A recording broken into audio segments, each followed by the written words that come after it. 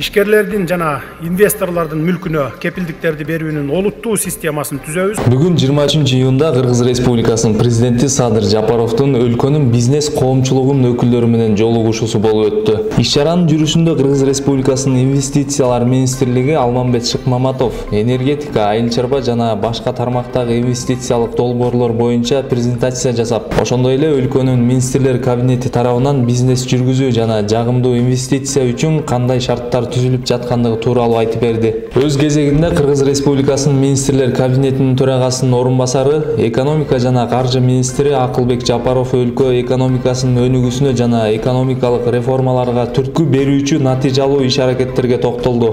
Мамлекет башчы өз сөзүндө өлкөнүн өнүгүшүнө чоң салым кошуп жаткан баардык ишкерлерге ыраазычылыгын билдирип, алар улуттук экономиканын дээрлик 85%-ын түзөрүн белгиледи. Президент өлкөнүн экономикалык өсүшүн камсыз кылуу боюнча биринчи кезектеги милдеттерди тизмектеп, мамлекеттин экономикага кийлигишүүсүн кыскартылаарын, бизнес чөйрөсүндө жагымдуу жана адилеттүү шарттарды түзүү боюнча баардык күч-аракеттер көрүлөрүн баса белгиледи. Мындан тышкары Садыр Жапаров башкы прокуратура бизнестин таламын талашып, укугун коргой турган милдеттерди алаарын, УКМКнын антикоррупциялык кызматын жоюу пландары тууралуу сөз кылды. Иш-чарага ар кыл чөйрөдөгү компаниялар менен мекемелердин, ишканалардын өкүлдөрү, ошондой эле өлкө аймактарынан келген ишкерлер катышты. Аталган кадамдарды улай жакынкы күндөрдүн ичинде Кыргыз Республикасынын улуттук коопсуздук боюнча мамлекеттик комитетиндеги антикоррупциялык кызмат жоюлат. Бул боюнча тийиштүү жарлык даярдалып жатат. Урматтуу бизнес өкүлдөрү, ушул жерден бир нерсени айта кетишим керек. Албетте залда отургандарга тиешеси жок.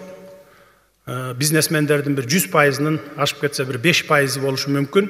Ар кандай мамлекетти алдоо же болбосо ушу салыктарды убагында төлөбөгөн моменттер бар. Бир окуяны айта кетейин. Кече жакында эжекебиз укук коргоочу кыйкырып чыкты. Бизнесмендер Кыргызстандан кеткиле, мыйзам силерди коргой албайт деп. Ушул окуя боюнча сиздерге жалпы коомчулукка дагы айтып коюшум керек. Эл дагы туура түшүнүш керек. Бизнесмендер да сиздер да билишиңиздер керек. Балян деген бизнесменди жакшы билесиздер. Бул эмне кылган? Бул мамлекеттик банкка болор болбос бир залогду алып барып коюп туруп, $2,5 миллион кредит алып кеткен. Бирок бир дагы ай же болбосо бир күндүк процентин бир тыйын төккөн эмес. Ушул күнгө чейин. Бул деген сөз мамлекеттик банкты алдап, ошол банктын жетекчилери менен сговорго барып, сүйлөшүүлөргө, аларга берчүсүн берип, парасын берип туруп, анан алганда, бул ошо ойдон залогду жанагы эч нерсеге татыбаган залогду таштап кетейин деген максат болгон. Бирок УКМКнын күчү менен алып барып туруп, сурак алганда банкирлер дагы өз мойнуна алган. Ооба, чындыгында пара алганбыз, ушундай таштап кетмегеле деп. Ушундай мамлекетти тоноо фактылары болуп атса, бул мамлекеттик банк, керемет банк, 100% мамлекеттик банк. 30 жылдан бери ушундай тоноолор, ушундай уурдоолор уланып келатат да. Анан биз ушуну коргобосок, анан МПОчу эжекеси бар экен, коргоочусу, ошол кыйкырып чыкпасын, бул өзү крупный төбөсү көрүнгөн бизнесмен экен деп эле унчукпай калып, ушул мамлекеттин акчасын тоното бергенибиз бул туурабы же туура эмеспи? Туура эмес да. Мына ушул жерде отурган баарыңардын акчаңар ошол. Биздин акчабыз, карапайым элдин акчасы. 5-10 сомдон салык төлөп, эптеп бюджетти толтуруп аткан акча бул. Кайра ошондон мына мамлекеттик кызматкерлер зарплата алат, пенсия пособия беребиз, мамлекетибизди өнүктүрөбүз. Ошондуктан менин айтарым, эгерде мурда ушундай окуялар болуп келген болсо, мындан ары болбойт. Ар бир тыйынды кайсыл жака бөлүндү, кандай жумшалып атат, ошол жерге бөлүндү, кеттиби, жумшалдыбы же жумшалган жок, орто жолдо уурдалып кеткен жокпу деген маселени катуу коюп атабыз. Бардыгын көзөмөлгө алабыз. Эми 100% көзөмөлгө ала албасак дагы, күчүбүз жетпесе дагы физически бир 90-95% мындан ары ар бир тыйын көзөмөлдө болот мамлекеттин. 2021 жылдын 1-октябрына чейин жаңы салык кодексин, ошондой эле социалдык төлөмдөрдүн тарифтерин төмөндөтүү боюнча жаңы мыйзамды иштеп чыгууну, аны жогорку кеңештин кароосуна киргизүүнү тапшырдым. Инвесторлор менен иштөөнүн натыйжалуулугун жогорулатуу максатында Кыргыз Республикасынын инвестициялар министрлиги түзүлдү. Бул министрликке олуттуу тапшырмалар жүктөлдү жана андан жакын арада чечкиндүү кадамдарды күтөбүз. Юстиция министрлиги нормативдик укуктук актыларды инвентаризациялоо боюнча иш жүргүзүп жатат. Бул маанилүү иш-чаранын алкагында бардык укуктук нормалардагы ишкерлерге каршы колдонулуп жаткан карама-каршылыктар жоюлсун деген талап коюлууда. Буга өзгөчө көңүл бурулат. Ошондой эле башкы прокуратура ишкерлерди жана инвесторлорду коргой турган негизги органга айланганы турат. Прокуратурага мындан ары тапшырма беребиз. Арыздарын карап, кандай бир мыйзамсыз текшерүүлөр болсо, же болбосо ушундай пара талап кылуу болсо, мындай коркутуп үркүтүп, сөзсүз түрдө прокуратурага жазасыздар. Алар карап чара көрөт булар. Буну толук өзүбүздүн көзөмөлгө алабыз. Прокуратурага кайсы бизнесменден кайсы күнү арыз түштү, кайсы деңгээлде каралып жатат, муну көзөмөлдөп турабыз. Башкы прокуратурага атайын жана тийиштүү чечимдерди тез арада даярдап чыгууну тапшырабыз.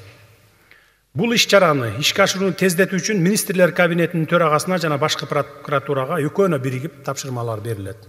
Анын негизги жоболору ишкерлер менен инвесторлорду колдоо жөнүндөгү жарлыкта көрсөтүлгөн.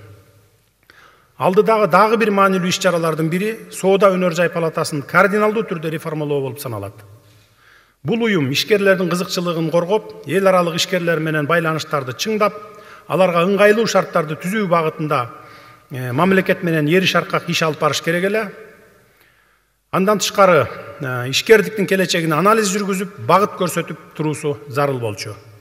Тилекке каршы уюм өз потенциалын жана мүмкүнчүлүктөрүн колдоно албай, миссиясын өтөй албай келет. Бул уюмдун ишин жакшыртуу үчүн Япония жана Түркия мамлекеттеринин моделине көңүл бургум келет. Мен жакында эле Түркия мамлекетинин Соода өнөр жай палатасынын төрагасы менен көзмө-көз жолуктум. Жолугушуунун жыйынтыгына ылайык инвестиция министрлигине Кыргыз Республикасынын Соода өнөр жай палатасын реформалоо боюнча чечимдерди 1 айлык мөөнөттө даярдоо тапшырылган. Урматтуу министр, тапшырманын белгиленген убакытта аткарылышын камсыз кыласыз. Алмамбет Насырканович, сиздин алдыңызда инвестицияларды тартуу багытындагы маанилүү дагы бир маселе турат. Ал маселе эркин экономикалык аймактардын концепциясын түп тамыры менен кайрадан карап чыгуу маселеси. Эркин экономикалык аймактардын маселеси кыйла жылдардан бери көтөрүлүп, бирок чечилбей келет. Буларды чечүүнүн мезгили келди деп ойлоймун. Жеке көзөмөлүңүзгө алсаңыз, жана тез аранын ичинде тийиштүү чечимдер кабыл алынсын. Ошону менен бирге бардык бийлик бутактарына жана мамлекеттик органдардын жетекчилерине, айрыкча укук коргоо жана фискалдык органдарга кайрыламын. Жеке секторго болгон көз карашыбызды жана мамилебизди өзгөртүшүбүз зарыл. Ар бириңиздерден чечкиндүү кадамдарды жана жыйынтыктарды талап кыламын. Ушундай жол менен биз мамлекеттин жана жеке сектордун ортосундагы чыныгы өнөктөштүктү, ишеничти орнотууга кадам жасайбыз деп ойлоймун. Бизнес коомчулугунун өкүлдөрү менен бүгүнкү жолугушуунун бирден бир себеби дагы ушунда. Бизнеске жагымдуу шарттарды түзүү менен бирге тышкы инвесторлорго гана эмес, өзүбүздүн ички инвесторлорго дагы көңүл буруу абдан маанилүү деп эсептеймин. Ошондуктан ички инвестицияларга стимул берүү жана активдештирүү маселелерин да бүгүн сиздер менен чогуу олтуруп талкууласак деген ойдобуз. Сөзүмдүн башында белгилегендей, силер ишкерлер инновациялык өнүктүрүүнүн жолдорун жакшы билесиздер. Мезгилден артта калбай, учур талабы менен шайкеш жүрөсүздөр. Ошол себептен өз ой толгоолоруңарды, сунуштарыңарды ачык айтууга чакырамын.